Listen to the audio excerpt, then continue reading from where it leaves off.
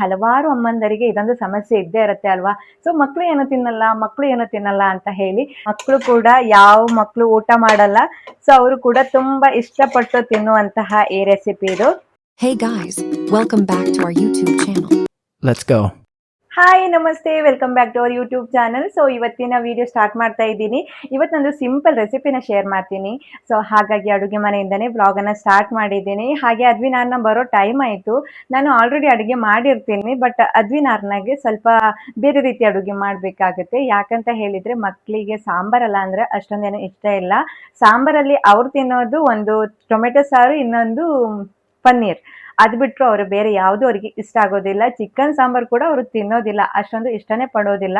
So ಹಾಗಾಗಿ ನಾನಿವತ್ತು ಅವರಿಗೆ ಸಿಂಪಲ್ ಆಗಿ ಮನೆಯಲ್ಲೇ ಇರುವಂಥ ಇಂಗ್ರೀಡಿಯೆಂಟ್ ಬಳಸಿ ಒಂದು ರೈಸ್ ಐಟಮ್ ಅಂದರೆ ಫ್ರೈಡ್ ರೈಸನ್ನು ಶೇರ್ ಮಾಡ್ತಾ ಇದ್ದೀನಿ. ಸೊ ಹಾಗೆ ನಾನು ಹೇಗೂ ಮಾಡ್ತಾ ಇದ್ದೀನಿ, ಹಲವಾರು ಅಮ್ಮಂದರಿಗೆ ಇದೊಂದು ಸಮಸ್ಯೆ ಇದ್ದೇ ಇರುತ್ತೆ ಅಲ್ವಾ. ಸೊ ಮಕ್ಕಳು ಏನು ತಿನ್ನಲ್ಲ ಅಂತ ಹೇಳಿ. ಸೊ ಹಾಗಾಗಿ ಮಕ್ಕಳಿಗೆ ತಿನ್ನೋ ಹಾಗೆ ರುಚಿಯಾಗಿ ಮಾಡೋಣ ಅಲ್ವಾ. ಸೊ ಬನ್ನಿ ಇವತ್ತಿನ ವಿಡಿಯೋ ಮಾಡ್ತಾ ಇದ್ದೀನಿ.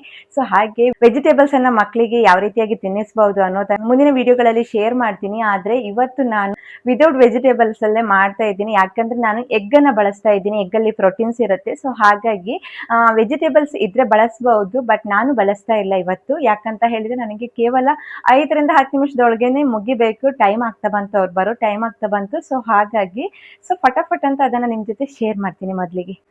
ಸೊ ಮೊದಲಿಗೆ ನಾನಿಲ್ಲಿ ಒಂದು ಕಡಾಯಿಯನ್ನ ಬಿಸಿ ಮಾಡ್ಕೊಳ್ತೀನಿ.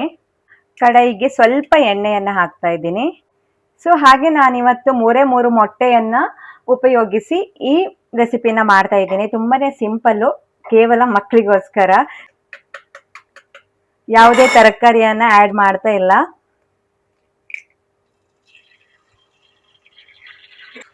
ಮೊದಲಿಗೆ ಈ ಮೊಟ್ಟೆಯನ್ನ ಒಡೆದು ಆ ಆಯಿಲ್ಗೆ ಹಾಕಿ ಚೆನ್ನಾಗಿ ಇದನ್ನ ಫ್ರೈ ಮಾಡ್ಕೊಳ್ತೀನಿ.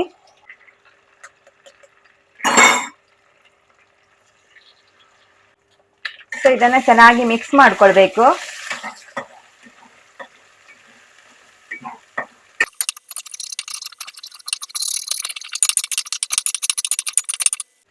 ನೋಡಿ ಈ ರೀತಿ ಬರಬೇಕು.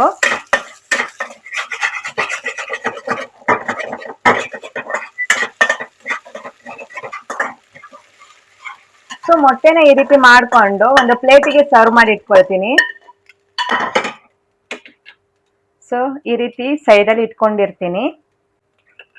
ಸ್ವಲ್ಪ ಮತ್ತೆ ಎಣ್ಣೆಯನ್ನ ಹಾಕ್ತಾ ಇದ್ದೀನಿ. ಈರುಳ್ಳಿಯನ್ನ ಚಿಕ್ಕದಾಗಿ ಹಚ್ಚಿ ಹಾಕ್ತಾ ಇದ್ದೀನಿ. ಅದ್ರ ಜೊತೆಗೆ ಒಂದು ಹಸಿಮೆಣಸು ಕೂಡ ಹಾಕಿದ್ದೀನಿ. ಇದನ್ನು ಕೂಡ ಅಷ್ಟೇ ಚೆನ್ನಾಗಿ ಫ್ರೈ ಮಾಡ್ಕೊಳ್ತೀನಿ.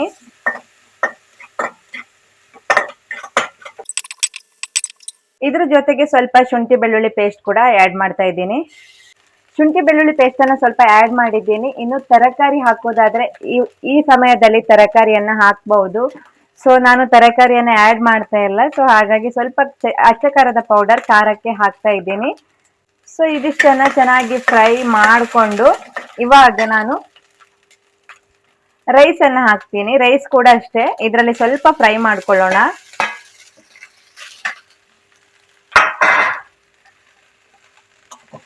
ಡೈಲಿ ನಾವು ಯಾವ ರೈಸನ್ನ ಯೂಸ್ ಮಾಡ್ತೀವಿ ಅದೇ ರೈಸನ್ನ ತೆಗೆದುಕೊಂಡಿದ್ದೀನಿ.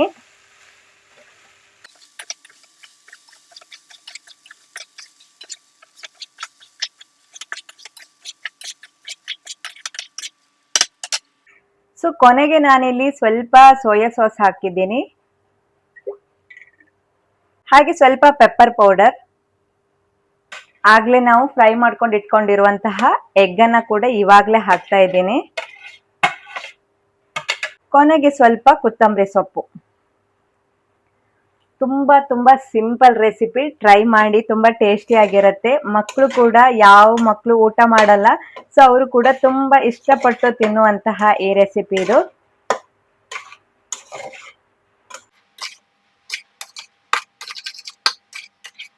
ಮಾಡ್ಕೊಂಡು ಇಟ್ಕೊಂಡ್ರೆ ಕೇವಲ 5ರಿಂದ 10 ನಿಮಿಷದೊಳಗೇನೆ ಇದನ್ನ ರೆಡಿ ಮಾಡ್ಕೊಂಡು ತಿನ್ಬಹುದು. ಸೊ ಸಾಂಬಾರೇನು ಮಾಡಿಲ್ಲ ಅಂತ ಆದ್ರೆ, ಮೊಟ್ಟೆ ಮನೇಲಿ ಇತ್ತಂತಾದ್ರೆ ಇದನ್ನ ಟ್ರೈ ಮಾಡಿ, ಟೇಸ್ಟಿ ಆಗಿರುತ್ತೆ. ಸೊ ಫೈನಲಿ ರೆಡಿ ಆಯಿತು.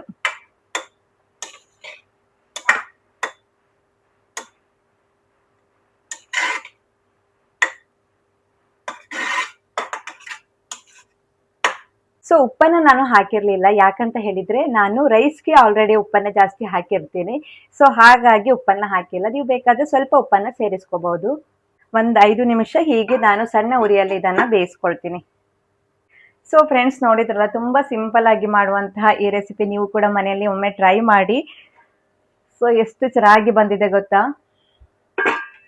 ಸೊ ನಮ್ಮ ಮನೆಯಲ್ಲಿ ಏನು ಪ್ರಾಬ್ಲಮ್ ಅಂತ ಹೇಳಿದರೆ, ಮಕ್ಕಳಿಗೆ ಈ ರೀತಿ ರೈಸ್ ಬಾತ್ ಅಂದರೆ ತುಂಬ ಇಷ್ಟ ಆಗುತ್ತೆ. ಸೊ ಅದು ಬಿಟ್ಟು ಅವರು ಯಾವುದೇ ಸಾಂಬಾರು ಕೂಡ ಅಷ್ಟೊಂದೇನು ಇಷ್ಟಪಟ್ಟು ತಿನ್ನೋದಿಲ್ಲ. ಇನ್ನೊಂದು, ನಾನು ಮಧ್ಯಾಹ್ನ ಜಾಸ್ತಿಯಾಗಿ ಅಡುಗೆ ಮಾಡೋದು, ಬೆಳಿಗ್ಗೆ ಮಾಡೋದಿಲ್ಲ. ಸೊ ಯಾಕಂತ ಹೇಳಿದರೆ ಮಕ್ಕಳು ತಿನ್ನೋದಿಲ್ಲ, ಇನ್ನು ನನಗೋಸ್ಕರ ನಾನು ಜಾಸ್ತಿಯಾಗಿ ಏನು ಸ್ಪೆಷಲ್ ಆಗಿ ಮಾಡ್ಕೊಂಡಿಲ್ಲ. ಸೊ ಹಾಗಾಗಿ ಸಾಯಂಕಾಲ ಮಾಡ್ತೀನಿ. ಸಾಯಂಕಾಲ ಎಲ್ಲರೂ ಫ್ಯಾಮಿಲಿ ಒಟ್ಟಿಗೆ ತಿಂತೀವಲ್ಲ, ಸೊ ಹಾಗಾಗಿ ಚೆನ್ನಾಗಿ ಸಾಯಂಕಾಲನೇ ಮಾಡೋದು ಅಡುಗೆನ. ಸೊ ರೈಸ್ ಅಂತೂ ನಾವು ಮಧ್ಯಾಹ್ನ ಮಾತ್ರ ತಿನ್ನೋದು, ರಾತ್ರಿ ತಿನ್ನೋದಿಲ್ಲ.